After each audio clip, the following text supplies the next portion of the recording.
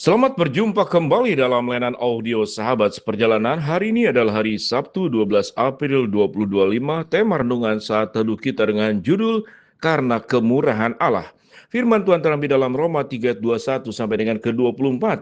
Tetapi sekarang tanpa hukum Taurat, kebenaran Allah telah dinyatakan, seperti yang disaksikan dalam kitab Taurat dan kitab para nabi, yaitu kebenaran Allah karena iman dalam Yesus Kristus bagi semua orang yang percaya. Sebab tidak ada perbedaan, karena semua orang telah berbuat dosa dan telah kehilangan kemuliaan Allah. Dan oleh kasih karunia kita dibenarkan dengan cuma-cuma karena penebusan dalam Kristus Yesus. Mari kita berdoa. Bapa yang di dalam sorga, biarlah kami punya kesadaran bahwa hidup kami sesungguhnya sangat bergantung daripada kemurahan Allah. Dalam nama Tuhan Yesus kami berdoa, amin. Shalom sahabat perjalanan yang dikasihi Tuhan, kalau berbicara tentang kemurahan, artinya itu tetap ada harga. Ada biaya yang kita harus keluarkan sekalipun dia murah. Kalau kita membeli barang-barang diskon, itu misalkan diskonnya 80%, maka barang itu menjadi murah. Namun tetap itu harus dibayar. Artinya sesuatu yang murah dalam konsep dunia itu tetap membutuhkan biaya. Tetapi apa yang dimaksud dengan kemurahan Allah atau karena kemurahan Allah? Kalau kita berbicara tentang keselamatan di dalam Kristus, itu sesuatu yang sangat mahal. Kalau kita beli saja apapun yang ada termahal dalam dunia ini dibandingkan keselamatan di dalam Kristus Yesus, tidak bisa digantikan. Ada ayat yang mengatakan, jikalau engkau mendapatkan seluruh dunia ini, tapi engkau kehilangan nyawanya, apa gunanya engkau mendapatkan semuanya itu? Dan kalau kita berbicara tentang kemurahan Allah, salah satu yang terpenting adalah keselamatan dalam Kristus Yesus. Ada sebuah hal yang sangat klasik dan itu sangat lama dipikirkan oleh orang.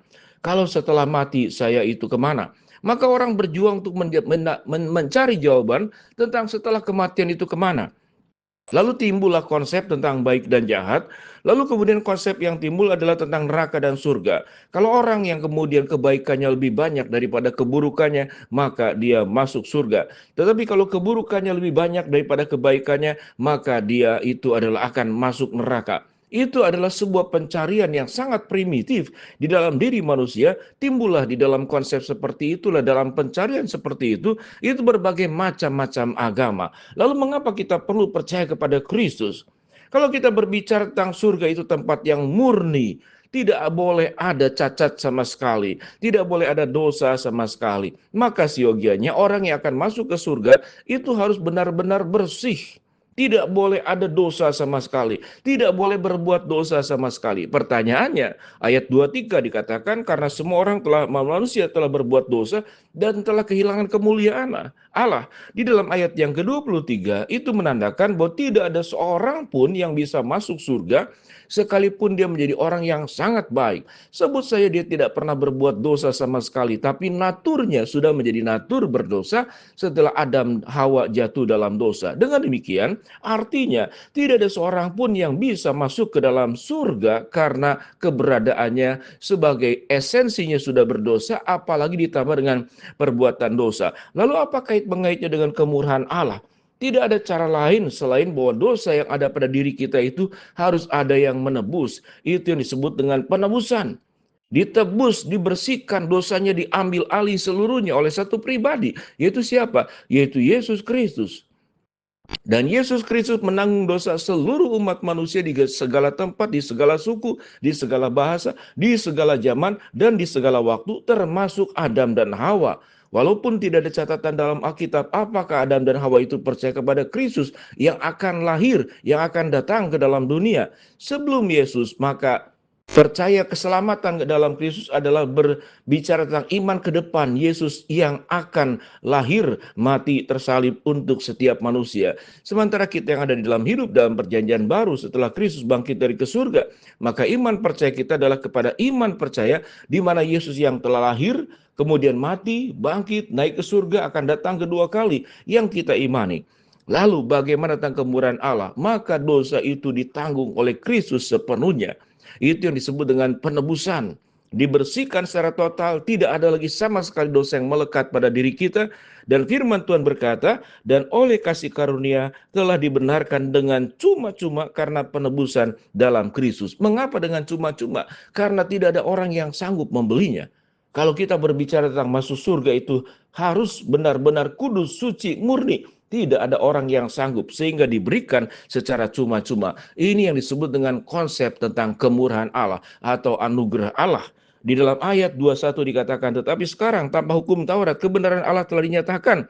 Seperti yang disaksikan dalam kitab Taurat dan kitab para nabi-nabi. Itu terjadi pada zaman terdahulu, pada bangsa Israel. Kemudian pada saat kita hidup saat sekarang, di mana Kristus yang telah menyempurnakan hukum Taurat dan kitab para nabi-nabi.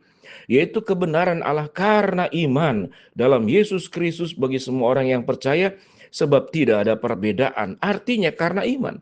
Tatkala kita menyerahkan, mempercayai diri sepenuhnya, menerima penebusan, mengakui Kristus sebagai juru selamat, maka di sanalah penebusan, keselamatan, pembersihan, pemurnian terjadi sepenuhnya. Dosa, maut, akarnya itu dicabut sampai ke akar-akarnya. Ayat 24 dikatakan, dan oleh kasih karunia kita telah dibenarkan dengan cuma-cuma karena penebusan dalam Kristus.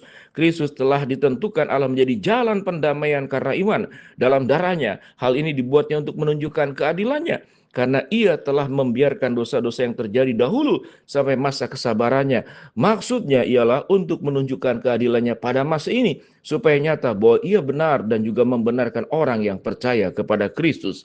Sahabat seperjalanan, kalau kita hidup berdasarkan dari kemurahan-kemurahan Allah, maka perbuatan-perbuatan baik kita adalah satu bentuk ucapan syukur, bukan kemudian untuk membeli tiket kita masuk ke surga. Karena tiket masuk ke surga bukan karena perbuatan, tetapi karena sebuah anugerah yang cuma-cuma yang diberikan oleh Allah. Tetapi mengapa kita perlu berbuat baik kalau kita pasti masuk surga? Itu bentuk ucapan syukur. Seseorang yang sudah ditebus dengan cuma-cuma, yang tidak sanggup untuk membeli keselamatan, maka rasa syukurnya itu diungkapkan dalam bentuk kita melakukan kebaikan-kebaikan dan setia di dalam mengikut Kristus. Maka kita menjadi orang-orang yang tidak hanya diselamatkan, tidak hanya ditebus, tapi kita berbuat sebagai orang-orang yang sudah ditebus dan sebagai orang yang sudah diselamatkan. Jadi artinya menerima penebusan, menerima keselamatan satu hal.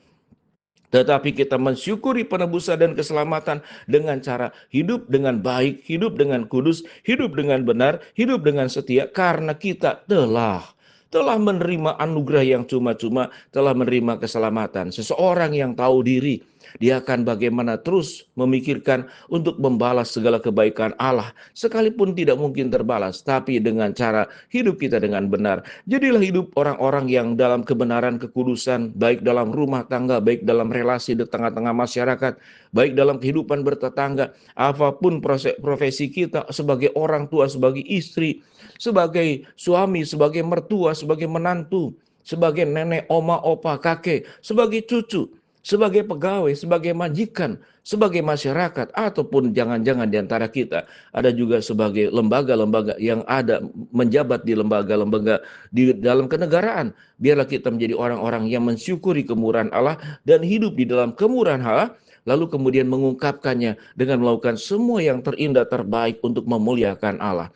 Mari kita bersyukur keselamatan yang Tuhan beri ada keselamatan yang cuma-cuma, tapi hidup kita harus dijalani dengan benar, supaya hidup kita sungguh bentuk ucapan syukur untuk segala kebaikan, penebusan, keselamatan yang sudah Tuhan beri, dengan kita hidup benar dan setia mengikut Tuhan. Mari kita berdoa. Bapa dalam surga, terima kasih buat kebenaran firman Allah yang kami pelajari. Hamba berdoa buat sahabat seperjalanan yang sakit, Tuhan jamah sembuhkan. Sahabat seperjalanan yang sedang menghadapi masalah, Tuhan bukakan jalan. Sahabat seperjalanan yang sedang berdoa mengharapkan sesuatu, Tuhan kabulkan dengan cara dan waktu Tuhan yang terbaik. Di dalam nama Tuhan Yesus kami berdoa. Amin.